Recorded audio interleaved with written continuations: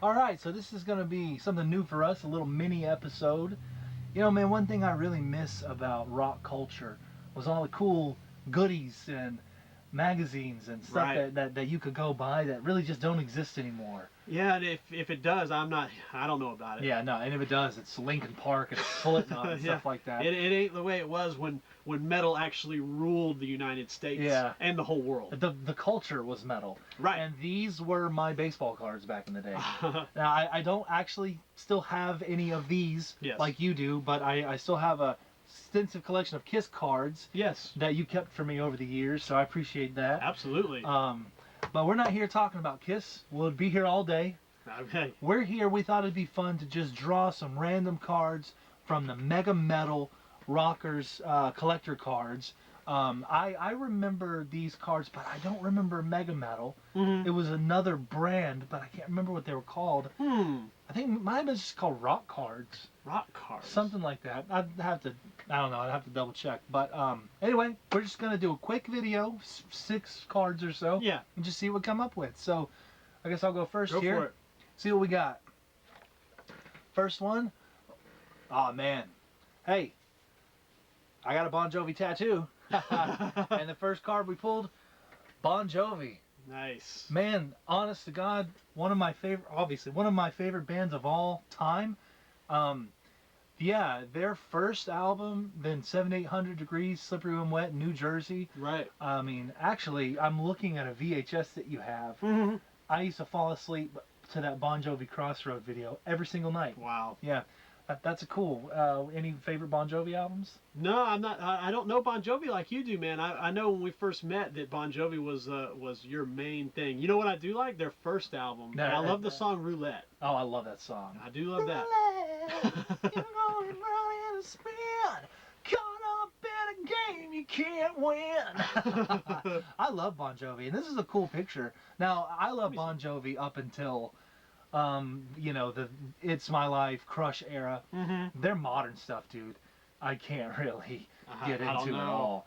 He did an album all about 2020 social distancing, and that was about the last time I checked in with John Bon Jovi. I was like, okay, well, you're fully political, so I'm done. Yeah, yeah. But man, Bon Jovi's one of those bands.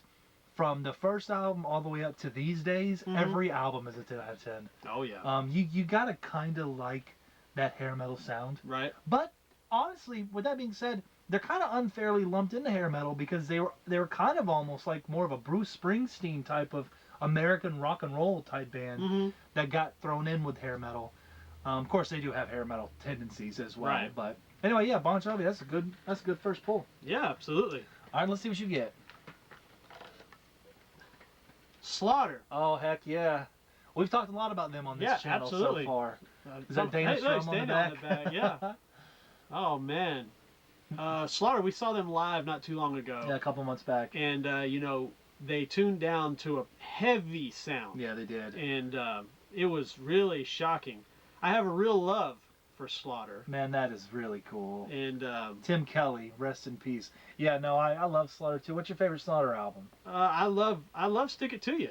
Stick It To You is great. Come on. Yeah. I mean, and I loved when I saw them live with you, you know, not long ago. It really resparked something with me with them. Yeah. And to where I was like, man, you know, Mark is sounding good. Yeah. Make sure you go see him. Yeah, go if see you Slaughter if he's in playing Great White. somewhere around, go check him out. He's sounding great these days. And even their later stuff, Fear No Evil, they have an album called Back to Reality. Right. That's just heavy. One of their heaviest albums. Hugely. I mean, if they had come around a little bit before, they probably would have been. I mean, they achieved massive success in like 91, 92. Right. So if they had come out earlier, they might have man. been one of the biggest bands of the whole decade. Absolutely. Of course, in our last video, we talked a lot about Vinnie Vincent Invasion. It's half of this band. Yeah. For real. But yeah, no, Slaughter. I love that band, man. All right, let's see what we got next. Oh, L.A. Guns, baby. Oh, wow. Yeah, you should be able to talk a lot about the Guns. I know you really love them. I love L.A. Guns. I even love what we got here. their modern stuff. But that first album, Phil Lewis. I mean, One More Reason. I love One More Reason. I love There's not an LA Guns album that I don't like, to be honest with you. I'm gonna read something I off love the back Over of this the card. Edge. Over the Edge is awesome. Oh yeah, maybe we should be doing that. I know we're doing that. Yeah. God. We've sitting here looking at dead in my eyes here, and we didn't even think to look at the ones on Bon Jovi. That's okay. We'll go back and do it. We'll do that. But I just want to read something here, and my glasses, man, I need to get a new pair. But all right, so Phil says his turnoffs are rude people, sexist people, and racist people. That's pretty much everybody. That was a nine. That sounds like that was written in 2025. Yeah, but I mean, I think that's everybody. I'm turned off by all those things too. Yeah. I mean, and then it says, and his turn-ons are cleanliness and good manners. I wonder if he answered these or if the publisher of these cards just wrote that. That's what that's it the says. most cliche thing I've ever heard. He says he looks for sensual class and intelligence in depth in a woman. Huh. That's what it says he looks for. I'm sure he met a lot of them ladies out there on the streets. Yeah, with songs like Rip and Tear, you can really tell. You can really tell he likes that stuff. Oh, man. Hey, but you know what? That's pretty cool. It says right here his early influences are the Beatles, the Stones. Mm-hmm. There you go. That sounds like AI, honestly. Here, let's go back and do this What for you got? Slaughter. Okay. So Dana Strum has a quote on the back of the Slaughter card that says, "I don't think people are prepared for how heavy the band is live." We were just saying that. What?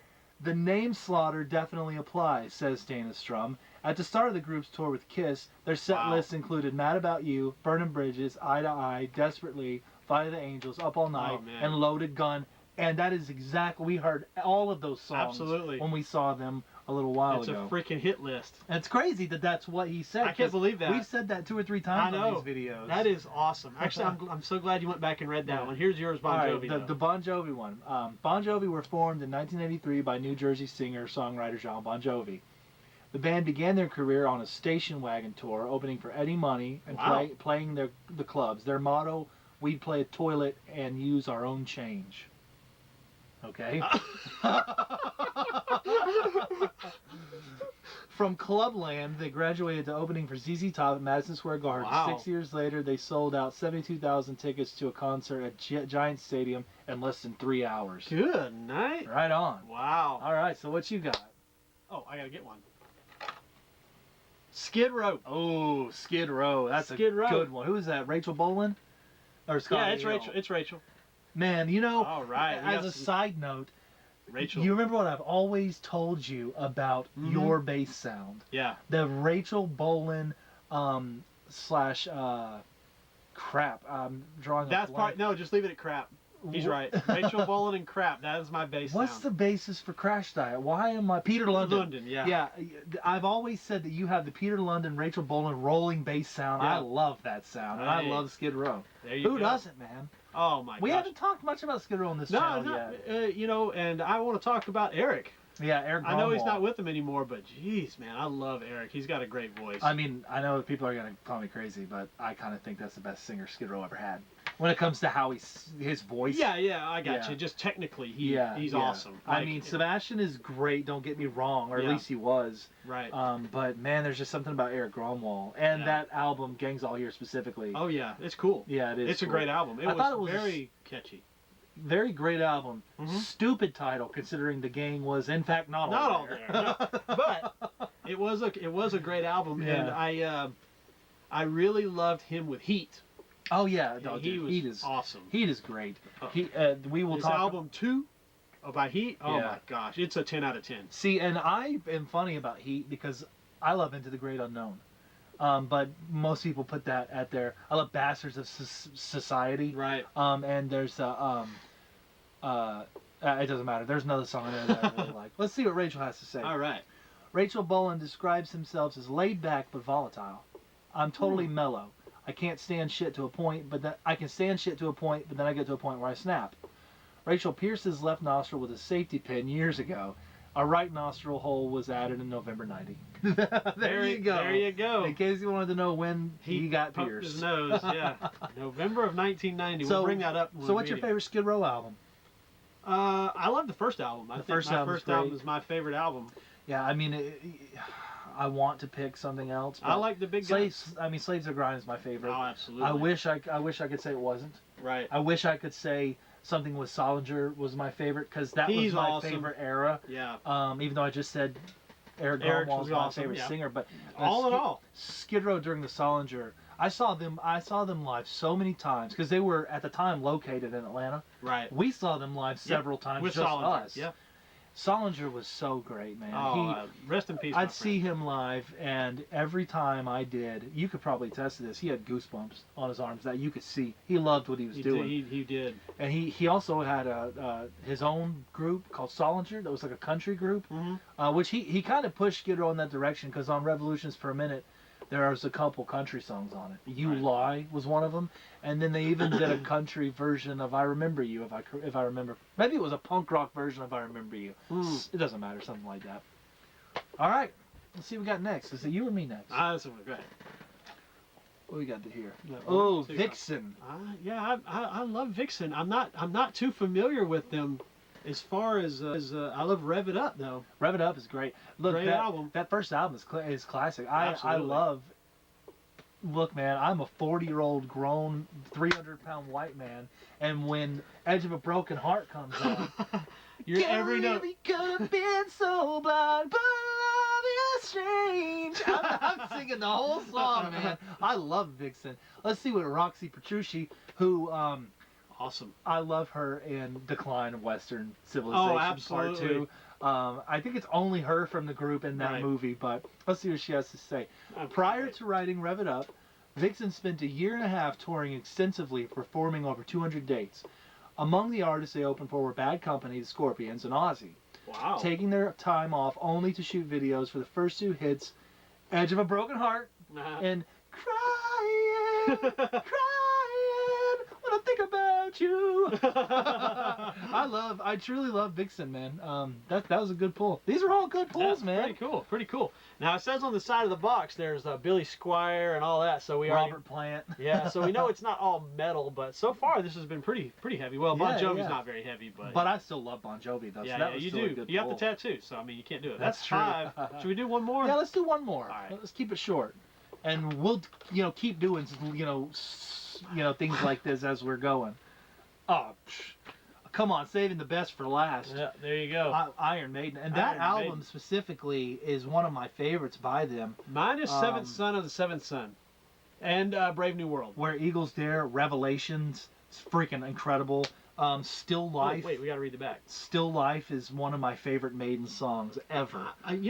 Die With Your Boots On, The Trooper. This is a great album. Absolutely. Yeah. I love Seventh Son of the Seventh Son. That's a great album too. And Brave New World is another one, which is 2000, but it's really good album. Which one was? No, I think it's Seventh Son that had damn it. Love is a razor and I walk the line on that silver blade. Yeah. What is the name? Oh, The Evil That Men Do. Yeah. God, what a song. The Evil That Men Do, The Clairvoyant. Oh my, that whole album. What about Can I Play with Madness? Can I Play with Madness? Yeah. The puppet stand at his crystal ball. Yeah, just awesome. All right, let's see what they have to say. This album, entitled Peace of Mind, followed the number of the beast in the Maiden discography. Produced by Martin Marvin Birch, it was recorded at Compass Point, Nassau, or Nassau, I don't know, and was released in '83. The album art, illustrated by legendary Maiden artist Derek Riggs, depicts mascot Eddie in a straitjacket, chained to the walls in a padded cell. I would have never known. Let's see. I thought it was at the Golden Corral. Well, that's 6, and we were just going to keep this kind of short. Yeah. Unless you want to go through a whole bunch of Kiss cards. Yeah. But that was fun, man. Yeah, man, that's pretty cool. We got Skid Row, Vixen, Slaughter, L.A. Guns, Bon Jovi, and Iron Maiden. Man. That's a pretty different list right there. Yeah, what a serious amount. We'll have to do a Maiden. We have to talk about Maiden in depth, I think. Yeah, we definitely need a Maiden, Bruce, Dickinson. We definitely need a Maiden ranking. For sure. I think that would be good, and I think that would be much different from what people would expect. Because let me tell you, spoiler alert. Killers and Number of the Beast, the whole world worships, they're not even in my top 5. And I gotta be honest. Killers definitely is. It's not because they're overplayed, it's just because there's something about the production on those that are a little lacking. like I don't know. We'll get to Maiden. I could talk about Maiden a lot, but Yeah. we wanted to keep this one short, do something a little different. Next time we might bring in some Magazines. old or Hit something. Parader magazines, circus magazines, and just see, Yeah, I've got some read stuff and see what we It'll be find. fun. Absolutely. But all right, man. Well, this was a little mini episode. If you watched this, and thank you very much. If you prefer the shorter content over the longer, let us know. Give us your suggestions. We're just kind of getting started here, but we've got all sorts of things we want to do. But as far as that is concerned, I'm L.A. Gore. MSTmike3K. Thanks for rocking and talking.